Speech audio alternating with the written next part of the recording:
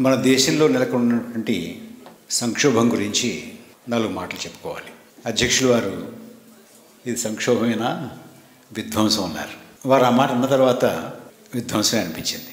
ఒక్కోసారి మనకి ఒక పదం తెలిస్తే వాస్తవం కూడా మనకి స్ఫురిస్తుంది. అధ్యక్షులు వారు చాలా చక్కటి వర్ణన చేశారు. నాకు ఈ మన్ కీ బాత్ మీద నమ్మకం లేదండి. అంచేత నేను the cricket timber of new India అని ఒక పుస్తకాన్ని రాశానండి. అందులో కొన్ని ఇదివరకు నేను ప్రచురించినటువంటి వ్యాసాలు, ఈ పుస్తకం కోసం ప్రత్యేకంగా రాసినటువంటివి అన్నీ కలిపి ఒక పుస్తకంగా తీసుకొద్దాము అని సంకల్పించి 4-5 ప్రతిష్టాత్మకమైనటువంటి ప్రచురణకర్తలతోటి మాట్లాడాను. చెప్పాను ఇలాగ, నా దగ్గర పుస్తకం ఉంది, మీరు వేసుకుంటారా అని. ఓ వేసుకుంటా ఉన్నారు. అయితే మామూలుగా ఏమవుతుందంటేనండి, ముందు కొన్ని శాంపిల్స్ పంపమంటారు, కొన్ని పేజీలు పంపమంటారు. ఒకసారి చూసి దాన్ని బట్టి నిర్ణయం తీసుకుందామని పంపించాను. అంత ఉత్సాహం చూపించినటువంటి వారు ఒక్కసారిగా మాట్లాడడం మానేశారు. నాకు కొంచెం పట్టుదల ఎక్కువ. నేను మెయిల్ మీద మెయిల్ పెడుతూ ఉన్నాను, సమాధానం లేదు. అయినా కూడా మెయిల్ మీద మెయిల్ పెడుతూనే ఉన్నాను. చివరికి ఏమనుకున్నారు, వీడు లేడని నాకు మెయిల్ ఇచ్చారు. ఏమన్నారంటే, పరకాల గారు ఇది వేస్తామండి, కానీ కొంచెం మాకు సమయం కావాలి, మీరు ఏమన్నా తొందరలో ఉన్నారా అని అడిగారు లక్ష్మణరావు గారు. నేను తొందర ఏం లేదండి, పర్వాలేదు అన్నాను. తొందర లేదు కానీ ఎన్నాళ్ళు పట్టొచ్చండి అన్నాను. అంటే మాకు పైప్ లైన్లో చాలా ఉన్నాయండి. ఇది ఎప్పుడండి, 23 బిగినింగ్లో, 24 వరకు ఆగుతారా అని అడిగారు. 24 ఎప్పుడండి అన్నాను. 24 జూలై ఆగస్ట్ అనుకుందామండి అన్నారు. నాకు అప్పుడు ఏదో తట్టిందండి. ఒకసారి గుర్తు తెచ్చుకుంటే, మొన్న స్టేట్ బ్యాంక్ ఆఫ్ ఇండియా చెప్పిన దాంట్లో పెద్ద ఒరిజినాలిటీ ఏం లేదండి. వాడు ఇదే మాట మాట్లాడారు, ఆగలను కానీ అన్నాళ్ళు ఆగలేనండి అన్నాను. సరే సాహసించి ఒకరు ముందుకు వచ్చారు, వేశారు పుస్తకం. ఆ పుస్తకం వేసిన తర్వాత ఆ వేళ విశేషం ఏంటో తెలియదు కానీ ఆ వేళ నుంచి ఈ వేళ వరకు నేను తిరుగుతూనే ఉన్నానండి. ఇది మీకు వివరంగా ఎందుకు చెప్పానంటే, న్యూ ఇండియా ఒక ప్రధానమైన లక్షణం ఇది. This is one of the main characteristics of new India. ఉంది మన దేశంలో జరిగినటువంటి సుదీర్ఘమైనటువంటి స్వాతంత్ర పోరాటంలో మత్సుకు కూడా ఎక్కడా ఇసుమంతైన పాత్ర లేనటువంటి సంస్థలు, వ్యక్తులు ఇవాళ దేశభక్తులుగా చలామణి అవుతున్నారు. మీరు సుమారు 200 సంవత్సరాలు జరిగినటువంటి పోరాటంలో ఎక్కడా కనపడండి వాళ్ళు. కానీ ఇవాళ దేశభక్తులుగా మార్కెట్ చేసుకుంటున్నారు. వాళ్ళు దేశభక్తులని చాలామంది నమ్ముతున్నారు. ఇది నవభారతం యొక్క మరొక లక్షణం. ఇలాంటి పరిస్థితుల్లో ఉన్నాం మనం. ఇంతవరకు ఒక రకమైనటువంటి సంక్షోభమే. ఇక అధ్యక్షులు వారు చెప్పినట్టు విధ్వంసానికి వద్దాం. 2022 మొదట్లో జనవరి, ఫిబ్రవరి ఆ ప్రాంతంలో ఒక వార్త వచ్చింది. ఒక మాట చెప్పాలి మీకు, నేను చెప్తున్నది ఏది కూడా మీకు తెలియని విషయం ఒక్కటి కూడా ఉండదు. అన్నీ మీకు తెలిసినటువంటివే. కానీ నేను చేసే పని ఏంటంటే వాటన్నిటినీ ఒక చోట చేర్చి దానికి ఒక సందర్భాన్ని చెప్పి దానికి ఒక కాంటెక్స్ట్ ఇచ్చి, అది అలా జరిగినందువల్ల, జరుగుతున్నందువల్ల దేశంలో ఉన్నటువంటి సంక్షోభం యొక్క స్వరూపం ఏమిటి, జరుగుతున్నటువంటి విధ్వంసం యొక్క స్వరూపం ఏమిటి అని మీకు చెప్పడానికి నేను ప్రయత్నం చేస్తాను. 2022 మొదట్లో జనవరి, ఫిబ్రవరి ఆ ప్రాంతంలో రైల్వే రిక్రూట్మెంట్ కోసం ఒక ప్రకటన వచ్చింది. ఆ ఉద్యోగాలు ఏంటంటే, they are called non technical preferred categories. Non technical preferred categories అన్నారు. అంటే ఏంటంటే, అది మాన్యువల్ జాబ్స్, కడగడం, తొడడం, కుర్చీ నుంచి అటు పెట్టడం, ఇలాంటి. అది మరీ అలా అంటే బాగోదని నాన్ టెక్నికల్ ప్రిఫర్డ్ కేటగిరీస్ అంటే NTPC జాబ్స్ అంటే బాగుంటుంది అలా అనుకుంటే, అంతే. దానికి అడ్వర్టైజ్మెంట్ వచ్చిందండి. ఉద్యోగాల సంఖ్య 5,000, 35,000 ఉద్యోగాల సంఖ్య. అప్లికేషన్లు 1,25,00,000. For 35,000 jobs, there were 1,25,00,000 applications. రేపు మీరు అందరూ అంటే ఉన్న పరిస్థితి ఎలా ఉంది, ఎంత గంభీరమైనటువంటి సంక్షోభం అంటే ముఖ్యంగా ఉద్యోగాలు, ఉపాధికి ఈ మాట చెప్తుంది మీకు. ఇది కాకుండా ఈ మధ్య గాజాలో ఇజ్రాయిలీ ప్రభుత్వం అక్కడ ఉన్నటువంటి పాలస్తీనియుల్ని ఉద్యోగాల నుంచి తీసేశారు.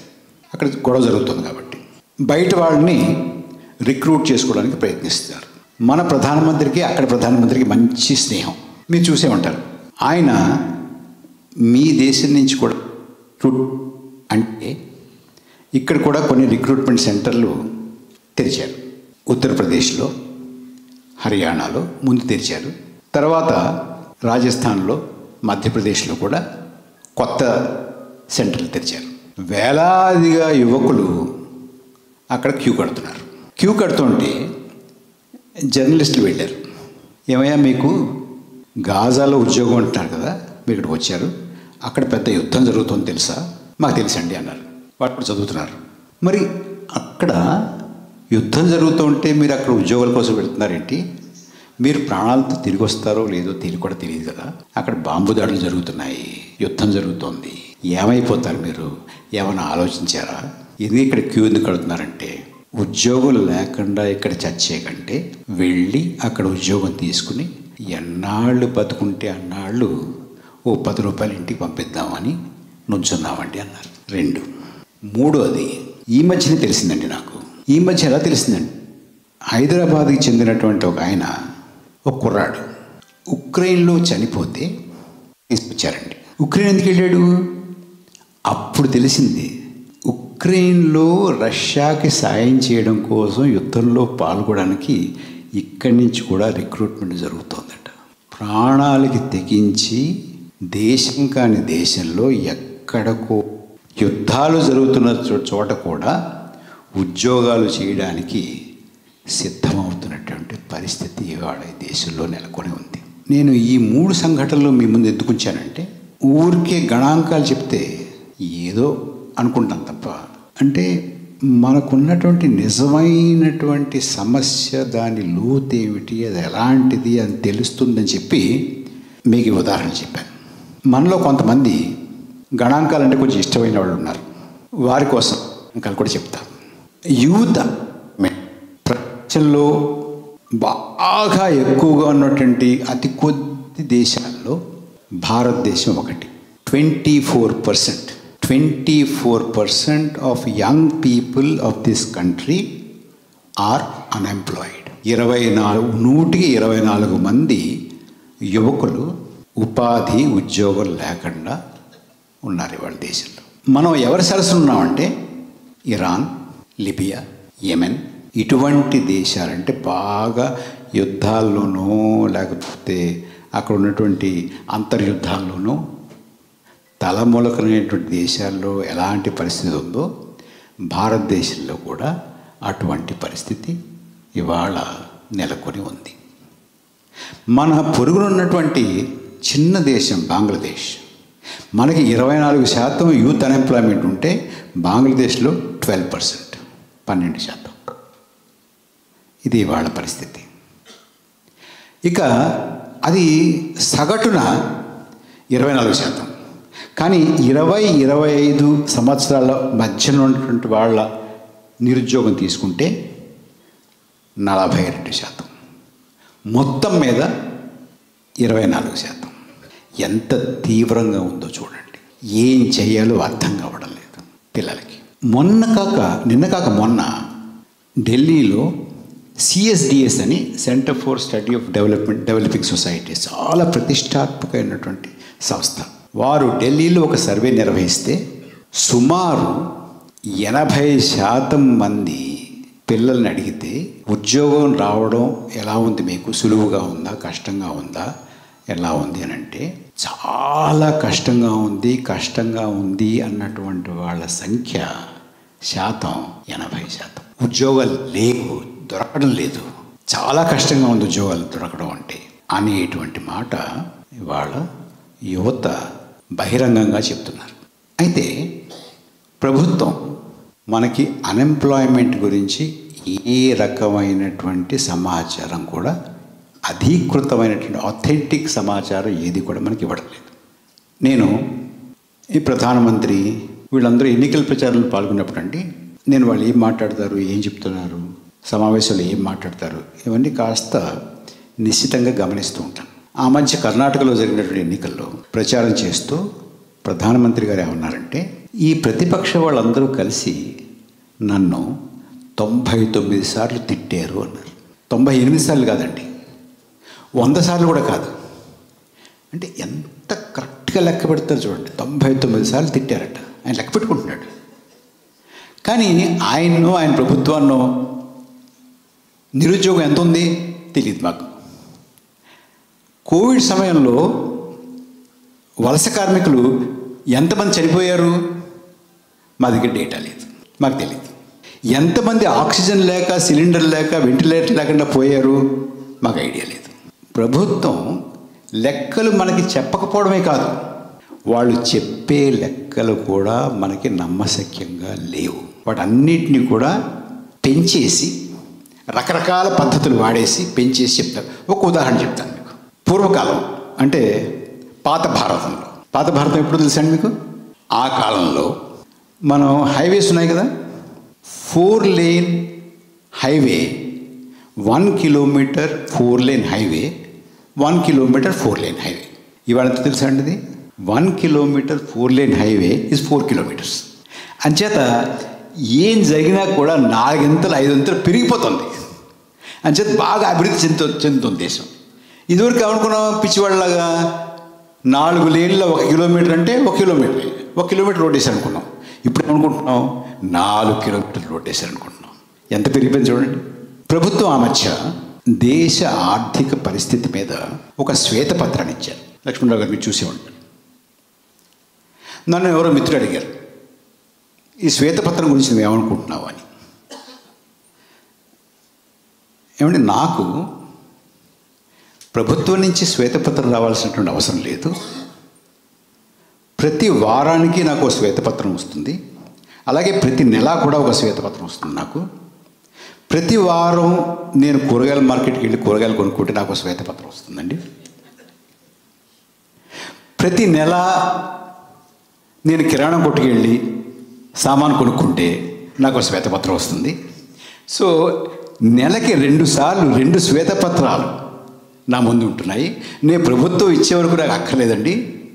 నేను 2 రోజులకు ఒకసారి 3 రోజులకు ఒకసారి పెట్రోల్ బంక్ దగ్గర ఆగి పెట్రోల్ కొట్టించుకుంటే కూడా నాకు శ్వేతపత్రం వస్తుంది. మీ ఊళ్ళో ఎంతో తెలియదు, కానీ మా ఊళ్ళో, నేను హైదరాబాద్లో ఉంటున్నానండి ఇప్పుడు, 107 రూపాయలండి పెట్రోల్. మీ శ్వేతపత్రం ఇంకా గొప్పది. ఎన్నికల ముందు ఒక శ్వేతపత్రం, ఎన్నికల తర్వాత ఒక శ్వేతపత్రం. అంటే నేను అసలు భారతదేశం ఎలా ఉంది, ఇవాళ ఎలా ఉంది, ఇంత ముందు ఎలా ఉంది అంటే, నేను జవహర్లాల్ నెహ్రూ ఉన్నప్పుడు ఎలా ఉంది, ఇప్పుడు ఎలా ఉంది అంట, దాని గురించి చెప్పట్లా. డిసెంబర్లో 23 నవంబర్ డిసెంబర్లో ఎలా ఉంది, ఇవాళ ఎలా అనుకుంటే నేను అప్పుడప్పుడు రాసుకుంటుంటానండి. నేను నవంబర్లో మనం వాడుకునేటువంటి పప్పు 110 రూపాయలు ఉంటే, మొన్న ఈ నెల మొదట్లో 6వ తారీఖు 7వ తారీఖు వెళ్ళాను శ్రీనివాసరెడ్డి గారు, 110 రూపాయలండి. 170 రూపాయలు, 110 రూపాయలు మొన్న నవంబర్లో, ఇవాళ 170. బెల్లం నవంబర్లో 42 రూపాయలండి, మొన్న 50 రూపాయలు. మరి మీ ఊళ్ళో ఎంతో తెలియదు నాకు. మొన్న కేరళలో మాట్లాడుతూ నేను 50 రూపాయలు అంటే మాకు 53 రూపాయలు అన్నారండి. పంచదార నవంబర్లో 34 రూపాయలండి, ఇప్పుడు 42 రూపాయలండి. నేను గుజరాత్లో ఈ మాట మాట్లాడితే, ఎక్కడ 42 రూపాయలండి, ఉంటే తెచ్చిపెట్టండి సార్ వచ్చినప్పుడు, మేము 48 రూపాయలు ఇస్తున్నాం. గుజరాత్ మోడల్ కదండి. సరే, కూరగాయల మార్కెట్కి వెళ్ళినప్పుడు వారం నాకు వచ్చేటువంటి శ్వేతపత్రం మీకు తెలుస్తారనుకోండి. అల్లం నవంబర్లో 95 రూపాయలు ఉంటే, మొన్న అదిరిపోయిన ఎంతమ్మా అంటే 120 రూపాయలు అండి. అంది 120 ఏంటండి, 150, 160. రేపు వెళ్ళేప్పుడు తీసుకెళ్తాను వచ్చి. పచ్చిమిర్చి 65 రూపాయలు ఉంటే నవంబర్లో మొన్న 80 రూపాయలండి. 80. చూడండి, వారు ఒక శ్వేతపత్రం వేస్తున్నారు. ఉద్యోగాలు లేవు, ధరలు పెరిగిపోతున్నాయి, ఎక్కడ అదుపు లేదు. మొన్న నేను ఈ ఫినాన్షియల్ పేపర్స్ ఉంటాయి కదండి, ఎకనామిక్ టైమ్స్, ఫినాన్షియల్ టైమ్స్ ఇలాంటివి ఉంటాయి కదా, అవి కూడా చూస్తుంటానండి. ఒకరోజు ఈ మధ్య ఒక హెడ్లైన్ చూశాను నేను, ఇన్ఫ్లేషన్ ద్రవ్యోల్బణం lowest in the last 6 months అన్నారండి. అబ్బా, అంత పడిపోయిందా, అయ్యో అనవసరంగా నిన్న కొన్నానే, ఇవాళ తగ్గిందేమో అనుకున్నాను. సరే నేను లోపల చూస్తే వీళ్ళు లోయెస్ట్ ఎందుకు అంటున్నారంటే, మొన్నటి వరకు అటండి అది 7.1 అటండి, ఇప్పుడు 6.9 అటండి. 7.9 నుంచి 7.1 నుంచి 6.9కి పడింది అటండి. ఎంత పడిపోయింది చూడండి అని రాస్తున్నారండి. కొంతమంది ఉంటారు పాపం, కింద చదవకుండా హెడ్లైన్ చదివి వదిలేశారు అనుకోండి, నిజంగా తగ్గిపోతున్నాయేమో ధరలు అనుకుంటుంటారు. కానీ బజార్ వెళ్తే తెలుస్తుంది, లేదు కింద చదివితే తెలుస్తుంది. ఇది ఇవాళ ఉన్నటువంటి పరిస్థితి. ఇక ఇన్ఫ్లేషన్ అనేది వాళ్ళు లెక్క పెడతారండి, దాని గురించి పెద్దగా వర్రీ అవ్వద్దు. తగ్గిపోయింది, ఇప్పుడు 5% ఉంది, 6% నుంచి 5కి వచ్చింది, 5 నుంచి 4కి వస్తుంది అంటున్నారు. అంటే దాని అర్థం ధరలు తగ్గుతున్నాయని కాదండి, ధరలు పెరుగుతున్నటువంటి రేటు మందగించింది అంతే. అంటే మొన్నటి వరకు 10 రూపాయలు పెరిగిపోయేది, ఇప్పుడు పెరుగుతోంది 8 రూపాయలు పెరుగుతోంది. అంతేగాని ధరలు ఏదో తగ్గిపోతున్నాయి, ఇన్ఫ్లేషన్ తగ్గిపోతుంది అనేటువంటి భ్రమలో పెట్టడానికి ఇన్ఫ్లేషన్ ఈజ్ డిక్లైనింగ్, ఇన్ఫ్లేషన్ తగ్గుముఖం పట్టింది అనేటువంటి మాటలు మాట్లాడతారండి. నమ్మద్దు. వీళ్ళు చెప్పేటువంటి గణాంకాలు అన్నీ ఇలాగే ఉంటాయి. పెర్ క్యాపిటా ఇన్కమ్ గురించి చెప్తారండి, మీకు ఐడియా ఉందో లేదో. పెర్ క్యాపిటా ఇన్కమ్ నెహ్రూ గారు ఉన్నప్పుడు ఎంత ఉంది, ఇప్పుడు ఎంత ఉంది, బాగా పెరిగిపోయింది అంటారు. అయితే పెర్ క్యాపిటా ఇన్కమ్ అనేది ఎలాగా క్యాలిక్యులేట్ చేస్తారు ఐడియా ఉందా కొంతమందికి? చెప్తాను, మీకు తెలుసా? అయినా వినండి. మొత్తంలో ఉన్నటువంటి ఉత్పత్తి లేదా ఆదాయం, దాన్ని దేశంలో ఉన్నటువంటి జనాభాతోటి భాగిస్తారు. ఓకే, భాగారాలు. ఇప్పుడు నేను లక్ష్మణరావు గారు ఇద్దరు కలిపి ఒక ఎకానమీ అనుకుందామండి. మీ ఇద్దరమే ఉన్నాం ఆ ఎకానమీ, ఇంకెవరు లేరు. మా ఎకానమీకి జీడిపి అంటే జాతీయ స్థూల ఉత్పత్తి, జాతీయ స్థూల ఆదాయం అనుకోండి 100 రూపాయలు అనుకుందాం. కానీ వారికేమో 99 రూపాయలు, నాకు 1 రూపాయలండి ఆదాయం. కానీ మా ఇద్దరిది పెట్టి భాగిస్తే ఎంత వస్తుంది? 50 రూపాయలు వస్తుంది. కానీ నాకు రూపాయే వచ్చేది. అంచేత మీకు ఎవరైనా దేశంలో ఉన్నటువంటి అసమానతల గురించి మాట్లాడకుండా తలసరి ఆదాయం గురించి మాట్లాడితే మాత్రం మనల్ని బుట్టలో వేస్తున్నారండి. దానికి ఇంకొక అర్థం లేదు. ఇవాళ నిన్నగాక మొన్న ఒక రిపోర్ట్ వచ్చింది, థామస్ పికెటీ అని. నా పుస్తకంలో కూడా వారి గురించి ఉంటుందండి, మీరు చదివితే తెలుస్తుంది. చాలా రెస్పెక్టెడ్ ఎకానమిస్ట్ ప్రపంచంలో. ఆయన అనేక సంవత్సరాలుగా ఇన్ఈక్వాలిటీ ల్యాబ్ అని నడుపుతారండి. అంటే ప్రపంచంలో ఉన్నటువంటి దేశాల్లో అసమానతలు ఎలా ఉన్నాయి, అది 17వ శతాబ్దంలో ఎలా ఉన్నాయి, 18లో ఎలా ఉన్నాయి, 19లో ఎలా ఉన్నాయి, ఇప్పుడు ఎలా ఉన్నాయి అంటూ మొత్తం ఆయన ఉన్నటువంటి డేటా అంతా తీసి ఆయన అనలైజ్ చేస్తుంటారు. చాలా పెద్ద అథెంటిక్ వర్క్ అయింది. వారు మొన్న ఒక రిపోర్ట్ ఏమి ఇచ్చారంటే, భారతదేశంలో బ్రిటిష్ వారు ఉన్నప్పటికన్నా కూడా గత 10 సంవత్సరాలుగా అసమానతలు బాగా పెరిగిపోయాయి, ఇది ఒక బిలియనేర్ రాజ్యం అయిపోయింది అనే మాట చెప్పారండి. అంటే దేశంలో ఉన్నటువంటి ఒక్క జనాభా ఆదాయం, దేశ ఆదాయంలో 22% అండి. దేశంలో ఉన్నటువంటి ఆస్తుల్లో వారి వాటా 42% అండి. మనకి నవభారతం రాకముందు మన దేశంలో ఉన్నటువంటి బిలియనీర్లు కేవలం 125 మంది అండి. ఇప్పుడు 165 మంది అండి. ఇక్కడ ఎవరైనా ఉన్నారండి? ఇక్కడ ఎవరు లేరు. కానీ చాలా గర్వంగా ఉంటుంది కదండి, మనకి 165 మంది బిలియనీర్లు ఉన్నారండి. ఎంత బాగుంటుందండి మనకి. బాగుందా లేదా? బాగుందా? గర్వపడుతున్నావా? ఉద్యోగాలు లేవు, కూరగాయలు కొనుక్కోలేము, పప్పు ఉప్పులు కొనుక్కోలేము, చింతపండు కొనుక్కోలేము, బిలియనీర్లు చూసి గర్వపడాలండి. ఇది మనకి నవభారతం ఇస్తున్నటువంటిది. ఇది సంక్షోభం ఒక రకంగా. కుటుంబాల దృష్టికోణం నుంచి చూస్తే అధ్యక్షులు వారు చెప్పినట్టు ఇది విధ్వంసం. కుటుంబాలు కూలిపోతున్నాయండి. ఉద్యోగాలు లేక, ఆదాయాలు లేక, కొనుక్కోలేక, అసమానతలు పెరిగిపోయి ఏం చేయాలో అర్థం కానటువంటి పరిస్థితుల్లో కొట్టుమిట్టాడుతున్నాం. నేను ఇందాక ద్రవ్యోల్బణం గురించి చెప్పాను మీకు. ద్రవ్యోల్బణం డేటా కూడా ఇస్తాను, ఎందుకన్నా మంచిది. మొత్తం అన్ని సరాసరి ఎంత అంటే 6% ఏదో అంటారు. 6% యాక్చువల్గా 6% అనేది హైయెస్ట్ అండి. రిజర్వ్ బ్యాంక్ ఆఫ్ ఇండియా కూడా మనకి ఏం చెప్పిందంటే ultimate highest tolerable limit cannot be more than 6% అన్నారు. అంటే అంత ఉండాలని కాదు, అంతకన్నా ఎక్కువ ఉంటే చాలా ఇబ్బంది పడిపోతుంది మొత్తం ఆర్థిక వ్యవస్థ అంతా కూడా దేశంలో అని. అంచేత ఎప్పుడైనా ఈ bank lending rates monetary committee అంటారు, మానిటరీ పాలసీ కమిటీ అంటారు, అది మీట్ అయినప్పుడు ఈ బ్యాంకు ఇచ్చేటువంటి repo rate, reverse repo rate మార్చాలా తగ్గించాలా అని అంటే ఇన్ఫ్లేషన్ తగ్గేటటువంటి పరిస్థితి ఎక్కడ కనపట్లేదు కాబట్టి మనం ఆ రేటును తగ్గించకూడదు అని రిజర్వ్ బ్యాంక్ ఆఫ్ ఇండియా చెప్తోందండి. అంటే ఎక్కడా కూడా తెరిపి లేకుండా ద్రవ్యోల్బణం పెరుగుతూనే ఉంటుంది అనేది రిజర్వ్ బ్యాంక్ ఆఫ్ ఇండియా వారి అభిప్రాయం. అలాంటప్పుడు వెజిటబుల్ ఇన్ఫ్లేషన్ ఈ చెప్పేది అంటే దీన్ని మళ్ళీ మనం ఈ మొత్తం 7.0, 6.0, 6.2, 6.3లో ఉన్న దాంట్లో మనం చూస్తే వివరాల్లోకి వెళ్తే వెజిటబుల్స్ ఇన్ఫ్లేషన్ 27% అన్నారు. 27% is vegetable inflation. Don't go by the headline. ఈ పప్పు ధాన్యాలది pulses 19.5% is the inflation. Milk 4.6%, eggs 5.6%, sugar 7.5%. ఇవన్నీ కూడా మనం ప్రతిరోజు వాడుకునేటటువంటివన్నీ కూడా చాలా ఎక్కువ ఇన్ఫ్లేషన్ ఉందండి. ఇది కాకుండా హెల్త్ ఇన్ఫ్లేషన్ అంటే మనం ఇవాళ ఎవరైనా మన కుటుంబాల్లో ఏదైనా ఒక వ్యాధి వస్తే వైద్యం చేయించుకోలేము. ఒకవేళ ధైర్యం చేసి చేయించుకుంటే మళ్ళీ ఒక 20 సంవత్సరాల వరకు కోలుకోలేనటువంటి పరిస్థితి, ఆర్థికంగా మళ్ళీ ఆ కుటుంబం కోలుకోలేనటువంటి పరిస్థితిలోకి వెళ్ళిపోయింది వాళ్ళ దేశం. So health inflation, education inflation, ఇవన్నీ చూసుకుంటే దుర్భరమైనటువంటి పరిస్థితుల్లో ఇవాళ దేశ ఆర్థిక వ్యవస్థ ఉంది. ఇది ఇలా ఉండగా ఈ ప్రభుత్వం కార్పొరేట్ ట్యాక్స్ 19% తగ్గించారండి. అది కాకుండా కార్పొరేట్లు చెల్లించాల్సినటువంటి రుణాలు బ్యాంకులకి, షెడ్యూల్ బ్యాంకులు, జాతీయం చేయబడినటువంటి బ్యాంకులు, ప్రైవేట్ బ్యాంకులు, కోఆపరేటివ్ బ్యాంకులు అన్నీ కలుపుకుంటే 25 లక్షల కోట్ల రూపాయల బాకీల్ని మాఫీ చేశారు. 25 లక్షల కోట్ల రూపాయల కార్పొరేట్ బాకీల్ని మాఫీ చేశారండి. మాఫీ చేశారు ఏంటి అని అడిగితే మాఫీ చేశారంటే మొత్తం మాఫీ చేయలేదు, వసూలు చేస్తున్న తర్వాత ఇప్పుడు అన్నారు. ఇప్పుడు ఎంత వసూలు చేశారయ్యా 10 సంవత్సరాల నుంచి అంటే 25 లక్షల కోట్లు మాఫీ చేశారండి,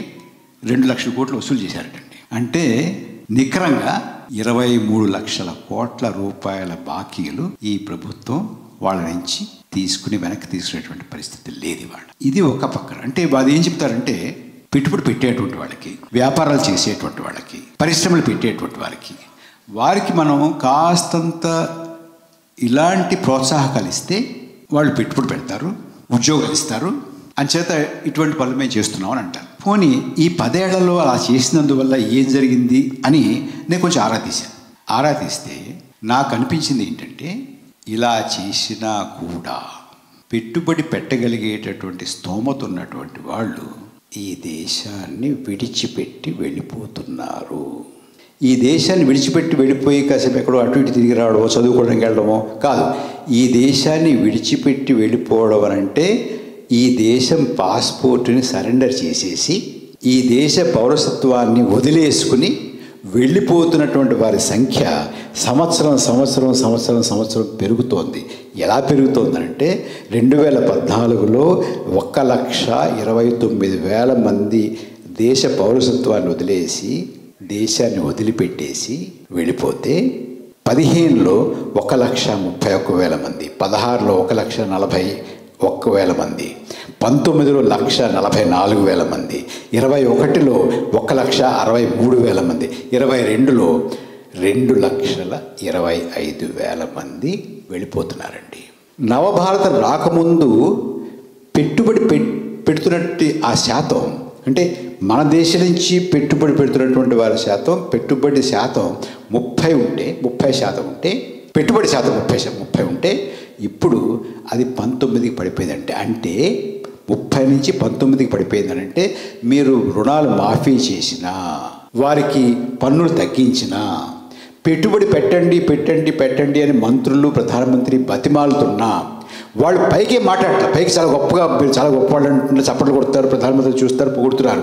కానీ పెట్టుబడి పెట్టట్లేదంటే దాని అర్థం ఏంటంటే ఈ పెట్టుబడి పెట్టేటటువంటి వాళ్ళకి, పారిశ్రామికవేత్తలకి, వ్యాపారవేత్తలకి ఈ దేశంలో ఉన్నటువంటి ఆర్థిక పరిస్థితి బాగోలేదు, మనం పెట్టుబడి పెడితే మనకి ఆ డబ్బులు మిగిలేటువంటి అవకాశం లేదు అని పెట్టుబడి పెట్టడం మానేయడం ఒకటి, దేశం వదిలి వెళ్ళిపోవడం ఒకటి.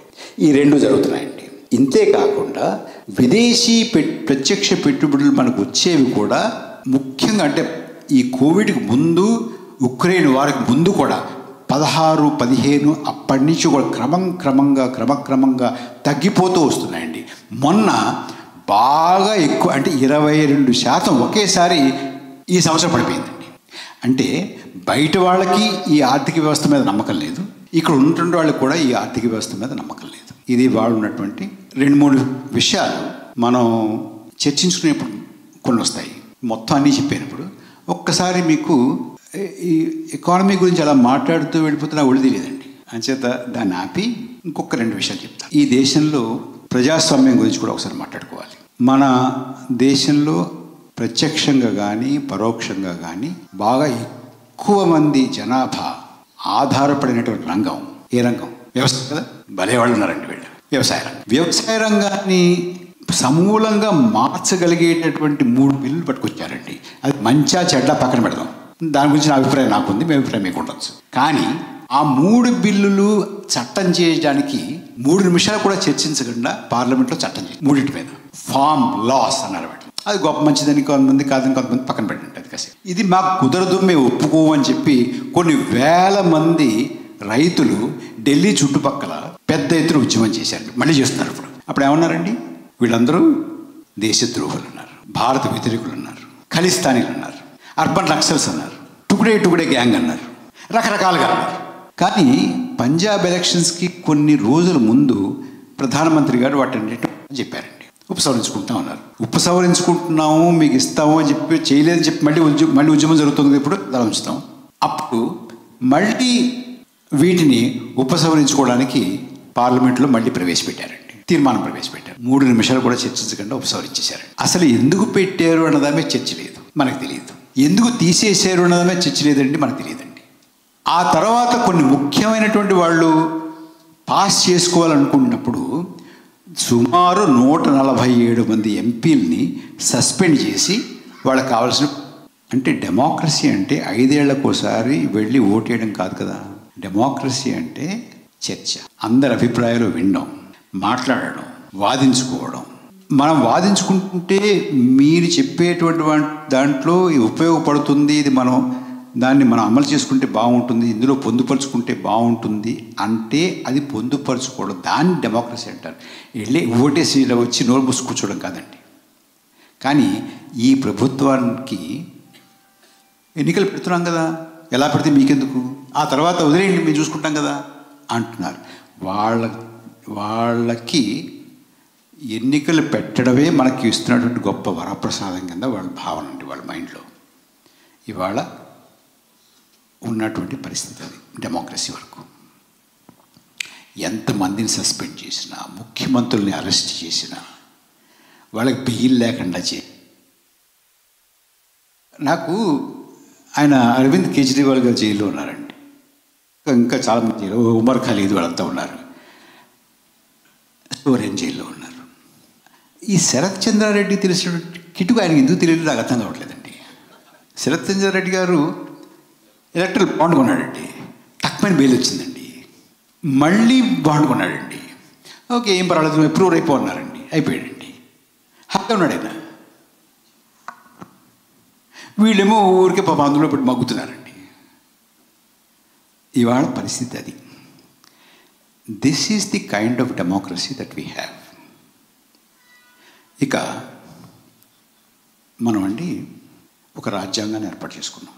రాజ్యాంగాన్ని ఏర్పాటు చేసుకోవడానికి ఒక సభ పెట్టుకుని సుమారు 2 సంవత్సరాలు ఒక్కొక్క అంశం మీద, ఒక్కొక్క క్లాజ్ మీద గంటలు చర్చించి వాదోపవాదాలు చేసుకుని, వారు చెప్పింది, వీరు చెప్పింది, అందరు చెప్పింది విని, దాని నుంచి దాని సారాన్ని తీసి మనం ఒక రాజ్యాంగాన్ని పెట్టుకున్నామండి. అధ్యక్ష, మీ అందరికీ తెలుసు, మీరు అడ్వకేట్స్ కాబట్టి, బాగా చదువుకున్నారు కాబట్టి చాలామందికి తెలియకపోవచ్చు. కానీ రాజ్యాంగ సభ జరుగుతున్నప్పుడు బయట హిందూ ముస్లిం హింస, దేశ విభజన, కొన్ని వేల శవాలు ఆ పక్క నుంచి ఈ పక్కకి, కొన్ని వేల శవాలు ఈ పక్క నుంచి ఆ పక్కకి రైళ్లలో వెళుతూ ఉన్నటువంటి పరిస్థితుల్లో కూడా రాజ్యాంగ సభలో కూర్చున్న వాళ్ళు కూడా బయట నుంచి వస్తారు కదండి. వాళ్ళు ఊళ్ళ నుంచి వస్తారు. ఊళ్ళ నుంచి వచ్చి అంతా చూస్తూ వచ్చినా కూడా లోపలికి వచ్చి ఈ దేశం లౌకిక దేశంగా ఉండాలి, ఈ దేశంలో ప్రతి వారికి హక్కు ఉండాలి. వారు ఇందాక పాడారు, ఈ దేశం మత ప్రాతిపదికన ఉండకూడదు, ఇక్కడ పుట్టినటువంటి ప్రతి వాళ్ళకి ఈ దేశం అమ్మ, వారు ఇందాక పాడారు అని. ఈ బయట ఎంత ఒత్తిడున్నా, ఎంత రక్తపాతం జరుగుతున్నా కూడా దానికి కట్టుబడి మనకు ఒక రాజ్యాంగం ఇచ్చారండి. దాన్ని లౌకిక రాజ్యం అనుకున్నాం. ఇవాళ మన దేశాన్ని పరిపాలిస్తున్నటువంటి వారు హిందూ జిన్నాలు. ఆయన జిన్నా ఉన్నాడండి అక్కడ. ఇప్పుడు మనకు జిన్నాలు తయారయ్యారండి. వీళ్ళు మొన్నటి వరకు మేము కూడా సెక్యులరిస్టులవే అన్నారండి. పాత భారతంలో వీళ్ళంతా సెక్యులరిస్టులమే అని, ఈ కమ్యూనిస్టులాగా కాంగ్రెస్ లాగా మేము కోనా లౌకికవాదులం కాదు, అసలైన లౌకికవాదులు ఉన్నారండి. అసలైన లౌకికవాదులు ఎవరిని ఎక్కువగా చూసేలేదు, ఎవరిని తక్కువగా చూసేలేదు అన్నారు కదండి. ఇప్పుడు కొన్ని ఆనరబుల్ ఎక్సెప్షన్స్ పక్కన పెట్టేస్తే ప్రతి పార్టీ, ప్రతి రాజకీయ నాయకుడు ఏమంటున్నామంటే మేము కూడా హిందువులేమండి, వాళ్ళ కాదని అంటున్నారు. మొన్నటి వరకు వాళ్ళు ఏమన్నారంటే మేము సెక్యులరే, వాళ్ళ కాదన్నారు. ఇవాళ వీళ్ళందరూ ఏమంటారంటే మేము కూడా హిందువులమే, వాళ్ళ కాదండి, మేము కూడా ఉపవాసాలు ఉంటాం, మేము కూడా గుడికి వెళ్తున్నాం అని చెప్తున్నారండి. చెప్పాల్సిన అవసరం లేదు, కానీ చెప్తున్నారంటే వారి ప్రభావం ఎంతవరకు వెళ్ళిపోయిందో ఒకసారి చూడండి. ఇవాళ రాష్ట్రాలని అసలు ఆ రాష్ట్రాలకి అస్తిత్వం లేకుండా చేసేటటువంటి ప్రయత్నాలు కేంద్ర ప్రభుత్వం చేస్తోంది. డబ్బులు ఇవ్వడం లేదు, వాళ్ళకి రావాల్సిన డబ్బులు ఇవ్వడం లేదు. అక్కడ ఉన్నటువంటి అసెంబ్లీలు, శాసనసభలు పాస్ చేసినటువంటి బిల్లులు, చట్టాలు అవ్వకుండా గవర్నర్లు సంతకాలు పెట్టట్లేదు. గవర్నర్కి బాగా ఒత్తిడి ఉంటే ప్రెసిడెంట్ పంపుతారు, ఆవిడే సంతకం పెట్టట్లేదు. అంటే దేశంలో ఇంకొక అధికార కేంద్రం, రాష్ట్రాలు ఉండడానికి వీల్లేదు. వాళ్ళని ఊపిరి సలపకుండా నలిపేస్తున్నటువంటి పరిస్థితి ఇవాళ దేశంలో ఉంది. ఒక పక్కన ఆర్థికంగా విధ్వంసం, రాజకీయంగా సంక్షోభం, అసలు రాజ్యాంగం ఉందా లేదా అనేటటువంటిది. ఇప్పుడు ఎన్నికలు అన్నారండి, ఎన్నికలు మోడల్ కోడ్ ఆఫ్ కాండక్ట్ అంటున్నారు. ఎక్కడైనా మోడల్ కోడ్ ఆఫ్ కాండక్ట్ ఉందండి? ఏది కావాలంటే అది చేస్తున్నారు, ఎలా కావాలంటే అది చేస్తున్నారు. అసలు ఎన్నికల సంఘంలో ఉన్నటువంటి అపాయింట్మెంట్లు సుప్రీంకోర్టుకి సంబంధం లేకుండా ప్రభుత్వమే వారు ఎవరనుకుంటే వాళ్ళని చేసేలాగా వాళ్ళ చట్టం కూడా మార్చేస్తున్నారు. ఇవాళ ఉన్నటువంటి పరిస్థితి అది. మనకి బాగా అంటే మాకు చిన్నప్పుడు అండి కింద కూర్చొని అన్నం తినేవాళ్ళం. మేము కొంచెం ఎక్కువసేపు కూర్చుంటే లేచిన తర్వాత కాలు తెలిసేది కాదు, తిమ్మిరి ఎక్కుతుంది, ఏం తెలియదు. ఇప్పుడు కూడా మనం అందరం అదే పరిస్థితిలో ఉన్నాం అనిపిస్తుంది. ఎందుకంటే మణిపూర్లో హింస మొదలై ఎన్నాళ్ళైందండి? సో కనీసం సంవత్సరం అయింది కదా. మన పడుతుందా? ఎక్కడో ఉంది మణిపూర్, మనకి ఏమవుతుంది? డాలరు 80 రూపాయలు దగ్గర పడుతోంది, 80 రూపాయలు టచ్ అవుతుందంటే ఒక రోజంతా చాలా పెద్ద పెద్ద డిబేట్లు అవి జరిగాయి కదండి. ఇప్పుడు ఎంతండి? దగ్గర 84 రూపాయలు అండి. మీ పేపర్లో 83 అని పడుతుంది, మీరు వెళ్ళి కొనాలి చూడండి, ఎక్కడికైనా వెళ్ళి 85. మర్చిపోయాం. 100 రూపాయల దగ్గరికి పెట్రోల్ వస్తుందండి. ఎంత ఒక రోజు 2 రోజులు బాగా ఇదేమండి, ఇప్పుడు ఎంతండి? అయిపోయింది, పర్వాలేదు, నడుస్తుంది. ఇలాగా ప్రతి దానికి మనం తిమ్మిరెక్కిపోయి తెలియక గిచ్చినా కూడా ఏం మాట్లాడు. మొన్న రోజు నేను లక్ష్మణరావు గారు ఒక పెద్ద మనిషి అడిగానండి, ఏమండి ఇలా ఉంది, ఏమనుకుంటుంది దీని గురించి అన్నాను. ఏకి పారేసింది సార్ అన్నాడు. ఏకి పారేశారా? ప్రభుత్వాన్ని ఏకి పారేసేటండి. ఏం చేశారండి నేను చూడలేదా? నేను ఫేస్బుక్లో పెట్టాను. ఫేస్బుక్లో పెడితే ఏం కాదు కదా, ఏమైనా అవుతుందా? రోడ్డు మీదకి వస్తేనే కదా ఏమైనా అయ్యేది, జన సమీకరణ జరిగితే కదా ఏమైనా అయ్యేది. అక్కడ ఎక్కేసాను, ఇక్కడ ఎక్కేసాను అంటే ఏమవుతుంది? అంటే అలా వెళ్ళిపోయాం కాబట్టి ప్రభుత్వానికి చీమ కూడా పుట్టట్లేదు. They just don't care. పార్లమెంట్లో ఏం చేసుకున్నా అడిగేవాళ్ళు లేడు, రాష్ట్రాన్ని ఏం చేసినా అడిగేవాళ్ళు లేడు, కోవిడ్లో ఎంతమంది చనిపోయినా అడిగేవాళ్ళు లేడు, పవిత్రమైన గంగా నదిలో శవాలు తేలినా అడిగేవాళ్ళు లేడు, కూరగాయలు పెరిగిపోయినా అడిగేవాళ్ళు లేడు, ఉద్యోగాలు లేకపోయినా అడిగేవాళ్ళు లేడు, ఏం చేసినా అడిగేవాళ్ళు లేడు కదా. ఏం చేసినా అడిగేవాళ్ళు లేకపోవడమే కాకుండా శిక్ష కూడా లేదు కదా. శిక్ష కూడా లేకపోగా తిరిగి సింహాసనం మీద కూర్చోబెడుతున్నాం కదా. అడిగేవాడే లేడు, ఎక్కడ అడిగేవాడే లేడు, శిక్షించేవాడే లేడు అనేటటువంటి ఒక మదంలో ఇవాళ ప్రభుత్వం ఉంది. ఇది నవభారతం యొక్క పెద్ద లక్షణం. దీనికి నేపథ్యం ఏంటంటే, మా ఊళ్ళోనండి జాతర జరిగేదండి ప్రతి సంవత్సరం. డప్పు కొడుతూ ఉంటే ఊగుతూ ఉంటారు. రామ్ భజనో లేకపోతే ఇంకోటో గుడో అది హిందువులు మా ముస్లింలు మంచివాడు కదా అని కొట్టాలి అలా ఊగుతున్నారండి. అది ఆగితే ఆగుతుందండి. ఆ దరువు ఆపాలి. ఆ దరువు ఆపితే మళ్ళీ తిరుగులోకి వస్తుంది దేశం. ఆ దరువు ఆపాల్సినటువంటి బాధ్యత మీలాంటి వారు తీసుకోవాలి, చెప్పాలి. ఉద్యోగాలు లేవు. ఉద్యోగాలు ఎందుకు లేవంటే ఈ ప్రభుత్వం అనుసరిస్తున్నటువంటి విధానాల వల్ల. మనకి చెప్తారండి 8.4% గ్రోత్ అంటున్నారండి. 8.4% గ్రోత్ ఉంటే ఉద్యోగాలు ఎందుకు రావండి? ఉద్యోగాలు రాకుండా వస్తాయా? అంటే మీరు ఏమీ ప్రొడ్యూస్ చేయకుండా వచ్చేస్తాయా? ఏమైనా ప్రొడ్యూస్ చేయాలంటే ఏం చేయాలి? జనాలను ఉద్యోగాల్లో పెట్టుకోవాలి కదా. జనాలను ఉద్యోగంలో పెట్టుకుంటే, వాళ్ళు పనిచేస్తే, వాళ్ళు ఉత్పత్తి చేస్తే అప్పుడు ఎకానమీ 8.4 8.5 మరోటో వెళ్తుంది. 8.4 8.5 మన మీరు లెక్కలు చెప్తారు కానీ ఉద్యోగాలు లేవే. కోట్లాది మంది ఉద్యోగాలు లేకుండా పడి ఏడుస్తున్నారు కదా. ఇది లేకుండా అది ఎలా ఉంటుందండి? అంటే ఇదన్నీ కూడా కుక్డప్ ఫిగర్స్ అన్నమాట. అంతేనండి.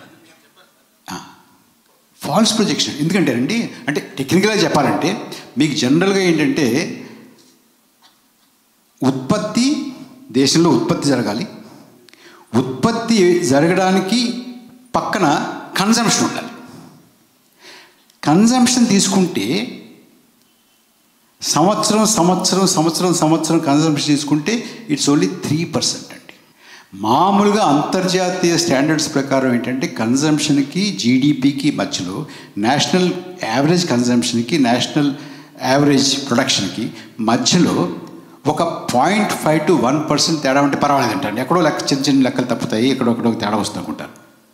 సో 3% కన్జంప్షన్ ఉంటే 8.4% గ్రోత్ ఉండడానికి అసలు అవకాశమే లేదు.